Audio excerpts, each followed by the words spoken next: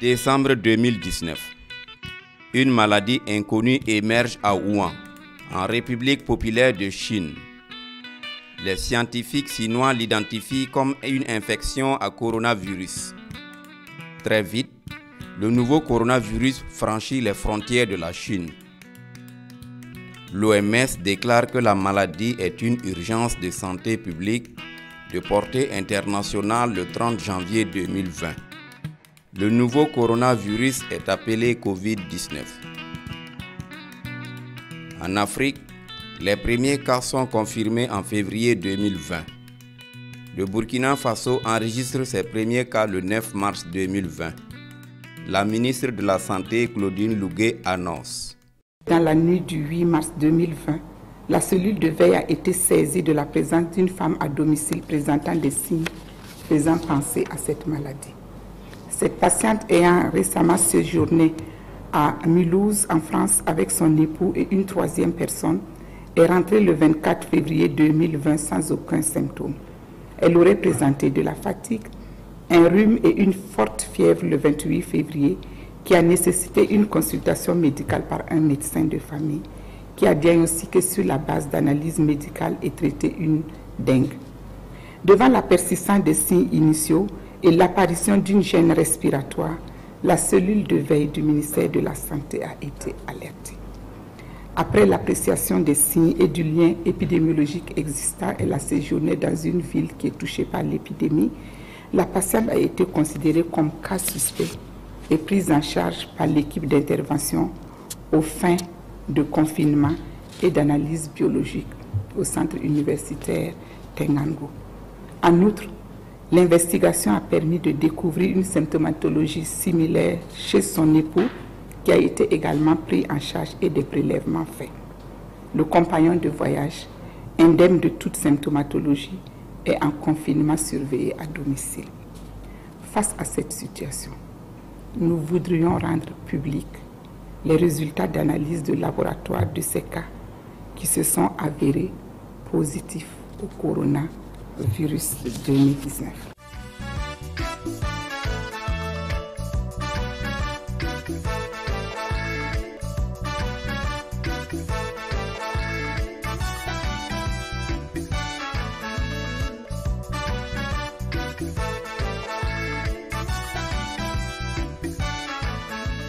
Au vu de la propagation rapide de la maladie, les autorités burkinabées activent le plan national de riposte qui s'appuie sur la surveillance épidémiologique, les diagnostics et la communication.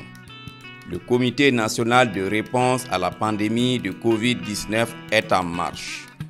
En l'absence de traitement homologué, la communication demeure l'élément essentiel de la riposte. Le service d'information du gouvernement, en collaboration avec le Centre des opérations de réponse aux urgences sanitaires CORUS, multiplie les points de presse et les communiqués. Mesdames, Messieurs de la presse, bonjour. Chers confrères, chères consoeurs, je vous souhaite la bienvenue au service d'information du gouvernement.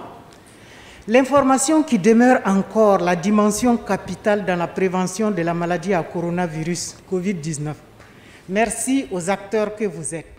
Un centre d'appel est mis en place, accessible au numéro vert 3535 et est ouvert 24 heures sur 24.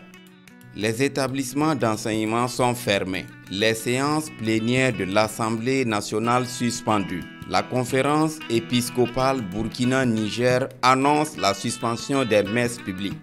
La Fédération des églises et missions évangéliques décide de la suspension de tous les cultes et prières de masse.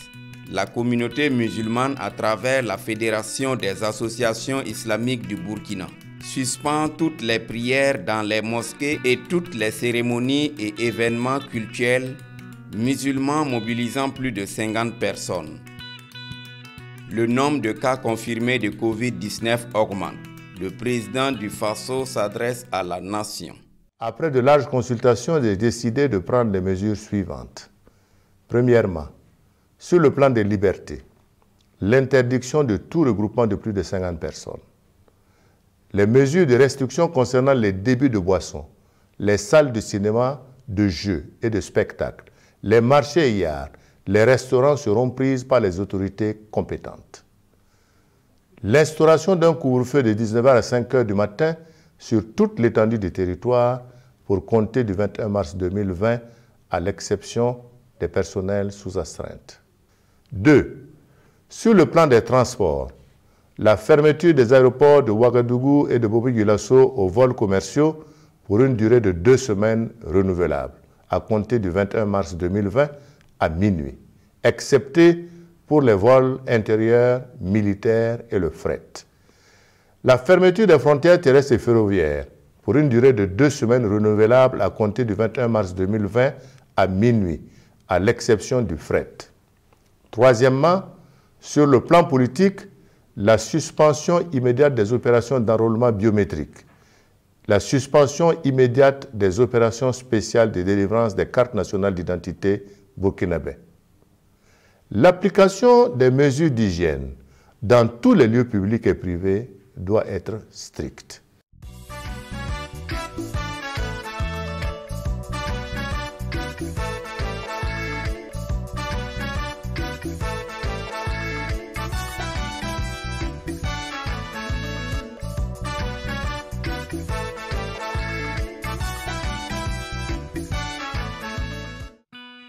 Le 26 mars 2020, le gouvernement décide la mise en quarantaine de toutes les villes ayant enregistré au moins un cas confirmé de Covid-19.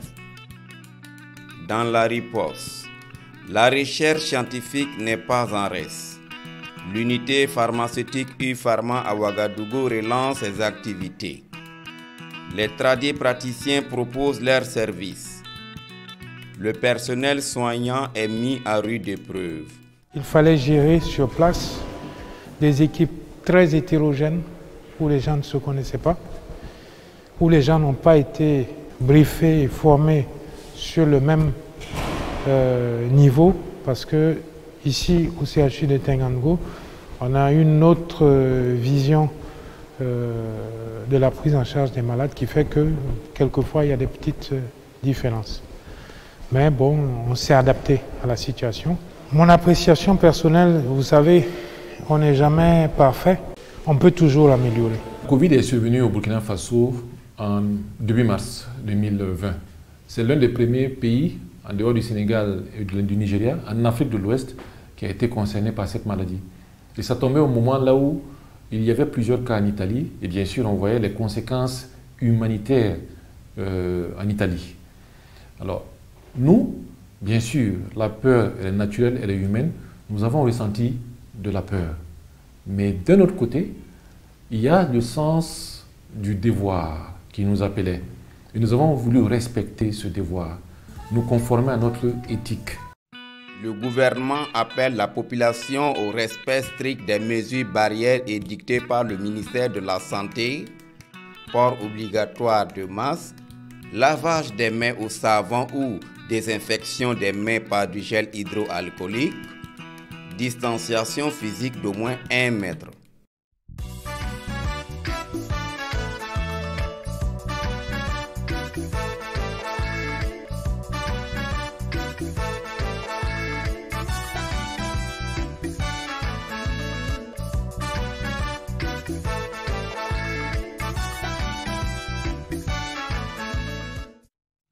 Les mesures prises par le gouvernement ont eu des effets pervers sur la vie économique et sociale des Burkinabés. Les fermetures temporaires des entreprises, la réduction des heures de travail, les mesures de confinement ont particulièrement touché le monde du spectacle, l'hôtellerie, le commerce et les transports. L'appel du chef de l'État à la solidarité nationale et internationale a un écho favorable.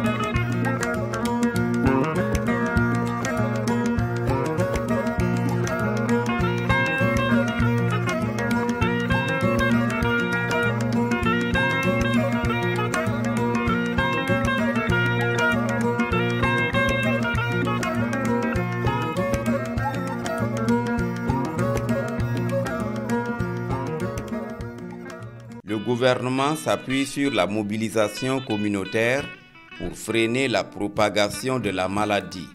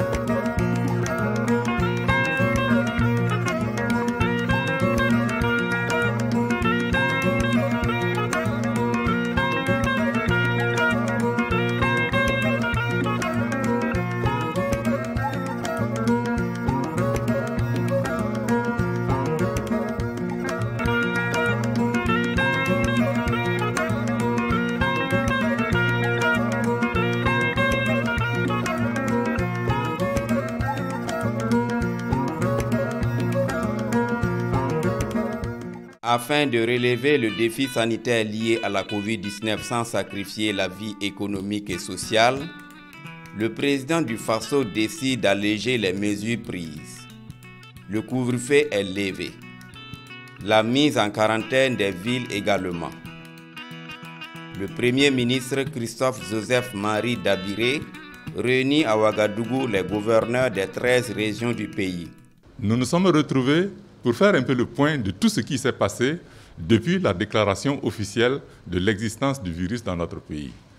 Nous avons fait le point au niveau national, nous leur avons demandé de faire également le point au niveau régional, parce que comme vous savez, il y a un comité national de lutte contre le Covid-19 au niveau national, mais il y a des démembrements au niveau des différentes régions. Les gouverneurs ont fait part de leurs préoccupations. Ils ont fait un excellent travail jusqu'à aujourd'hui de sensibilisation, de mobilisation et de mise en œuvre des principales décisions qui ont été prises par le chef de l'État lors de ces deux adresses à la nation. Aujourd'hui, nous avons dit qu'il est important que nous puissions sensibiliser l'ensemble de la population pour leur dire que même s'il y a des allègements qui sont apportés aux différentes décisions du chef de l'État qui visaient à faire en sorte que les mesures barrières évitent le développement de la maladie au niveau national, il faut que les gens comprennent que nous sommes appelés à vivre avec la présence de ce virus au niveau de notre pays. Cela veut dire que même s'il y a des allègements, même si demain nous décrétons que les marchés vont rouvrir, que les bars vont recommencer à fonctionner, que les écoles vont reprendre, il faut que chacun ait à l'idée qu'il évite d'être un vecteur de la transmission de la maladie aux autres. Ça veut dire que les mesures barrières doivent être toujours présentes pour éviter que la maladie, à travers ces allègements-là, ne reprenne au niveau de notre pays. Voilà ce que nous nous sommes dit.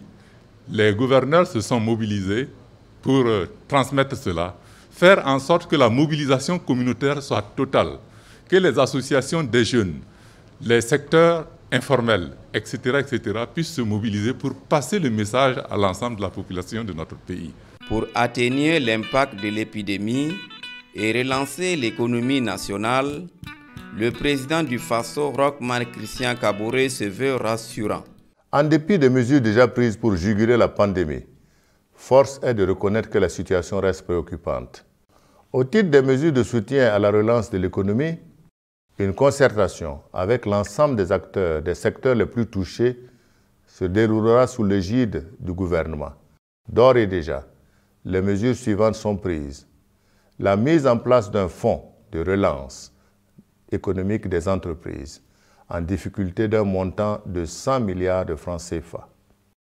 L'acquisition d'intrants agricoles et d'aliments pour bétail pour le soutien à la production vivrière et pastorale d'un montant de 30 milliards de francs CFA. l'instauration d'un fonds de solidarité au profit des acteurs du secteur informel, en particulier pour les femmes, pour la relance des activités de commerce des légumes et fruits d'un montant de 5 milliards de francs CFA. Le financement de la recherche sur les maladies infectieuses et la production de médicaments pour un montant de 15 milliards de francs CFA. La poursuite du règlement de la dette intérieure. L'ensemble de ces mesures nécessite la mobilisation de près de 394 milliards de francs CFA, représentant 4,45% de notre produit intérieur brut. Dans cette lutte acharnée que nous menons contre le Covid-19, nous devons tous développer des initiatives face à cette situation inédite et particulièrement difficile. C'est un moment important de la vie de la nation où nous devons faire preuve d'esprit de sacrifice et d'engagement collectif. Un comité national de gestion de la crise de la pandémie de Covid-19 est créé le 4 mai 2020 en remplacement du comité national de riposte à l'épidémie de Covid-19 mis en place en mars 2020. Ce comité est un organe multisectoriel qui a pour mission de proposer et mettre en œuvre un plan stratégique de réponse à la crise. Ce comité national qui avait été mis en place en mars 2020 par arrêté a été restructuré tout récemment parce que nous voulions que ce comité ait beaucoup d'efficacité et beaucoup de dynamisme au regard des urgences à gérer. Alors, aujourd'hui, ce comité a été mis en place et avec un secrétariat exécutif qui va servir d'interface entre le président du comité et les départements ministériels et également les régions. Parce que, comme vous le savez, le comité national de gestion de la crise aura des comités sectoriels dans un certain nombre de départements ministériels pour traiter de questions spécifiques et des comités régionaux pour travailler sur le terrain dans la prise en charge de la maladie du coronavirus. Nous avons discuté de la feuille de route qui a été présentée.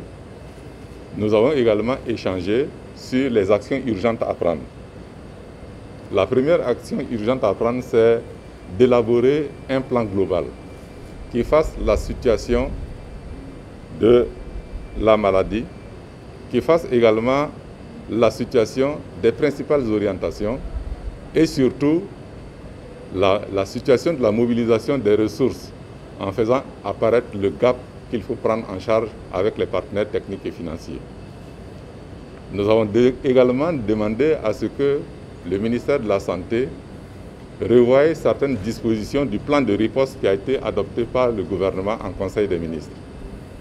Il s'agit d'améliorer ce plan de riposte. Comme vous le savez, nous l'avons adopté à un moment donné. La situation a évolué entre-temps. Il faut adapter ce plan à la situation actuelle et voir dans quelle direction on peut aller dans les semaines et les mois à venir. Nous avons également insisté sur la nécessité d'adapter le plan de communication aux réalités. Vous savez que le président du FASO a décidé d'alléger les mesures coercitives ou, si vous voulez, les mesures relatives à la restriction des libertés en faisant en sorte que le système économique puisse repartir. Mais tout le monde s'attend à ce qu'avec ces libéralisations liées à la réouverture des marchés, à la libéralisation des transports, à la levée de la quarantaine, que la maladie puisse rebondir au niveau du Burkina Faso.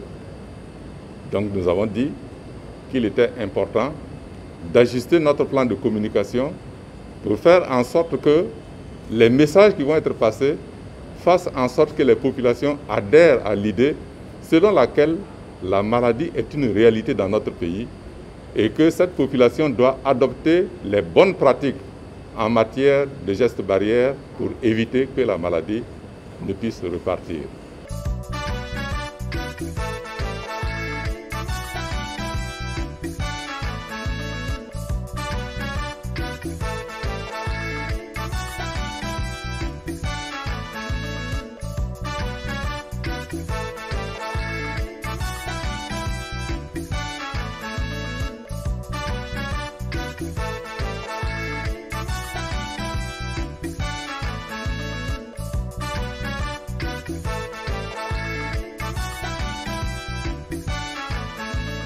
au regard de l'évolution de la maladie. Le coordonnateur du comité sectoriel santé, Dr Brice Bikaba, annonce les perspectives de la riposte. Nous sommes en train donc de préparer le pays pour l'introduction du vaccin, avec la mise en place du comité pour l'introduction du vaccin qui est acté depuis le mois de novembre, l'élaboration d'un plan national de déploiement et de vaccination contre la Covid au Burkina Faso. Donc ces documents-là sont déjà prêts, donc le pays s'active en tout cas à cela. Et nous sommes en train de préparer également une enquête de perception sur l'acceptabilité du vaccin, ce qui va nous permettre d'ajuster donc nos stratégies le moment venu. Quelles sont nos perspectives? C'est de poursuivre bien sûr le processus de dévolution de la prise en charge de la Covid dans le système de routine.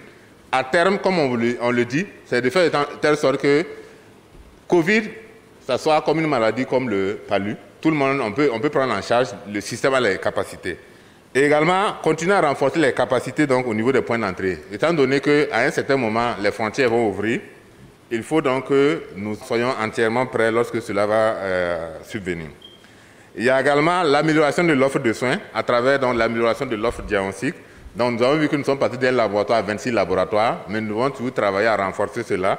L'offre de prise en charge, on a augmenté nos capacités de réanimation, mais s'assurer effectivement que les lits sont fonctionnels, qu'il y a l'oxygène effectivement en bout lorsqu'il y a des lits, et qu'il y a le personnel également pour pouvoir assurer la prise en charge. Et bien sûr, nous travaillons aussi à mettre en place le paiement électronique, qu'on ne soit pas obligé de partir payer, et s'aligner pour payer, mais qu'on puisse pouvoir faire le paiement électronique pour pouvoir faire le test pour les voyageurs.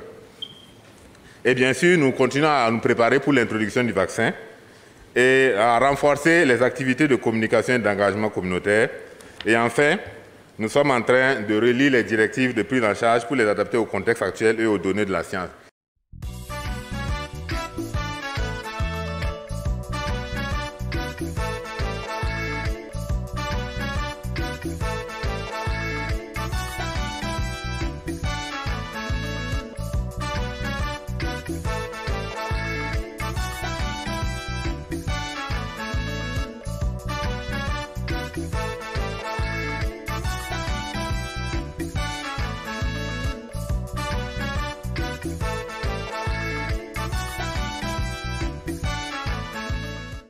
En une année, plus de 12 000 cas confirmés, plus de 140 décès et toujours des cas actifs. Toutes les couches sociales sont touchées avec une prédominance sur les 60 ans et plus. La pandémie de Covid-19 constitue un problème de santé publique sans précédent qui a fragilisé les institutions, ébranlé l'équilibre social et causé un ralentissement économique. Grâce à une mobilisation de l'ensemble des acteurs, de nombreuses améliorations sont en cours pour rendre le Burkina Faso encore plus résilient aux crises. Cependant, pour permettre de contrôler cette maladie, le gouvernement poursuit les efforts de renforcement du système sanitaire et exhorte les populations au respect des mesures barrières édictées.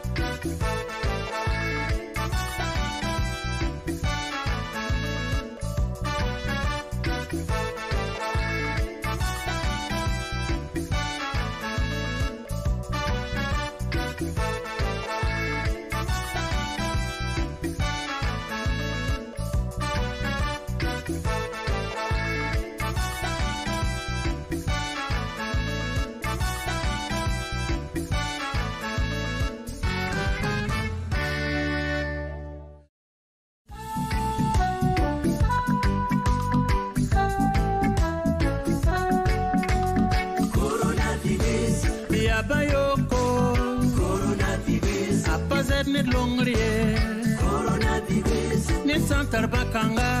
Yam Sambantiri, Bibu Simenga.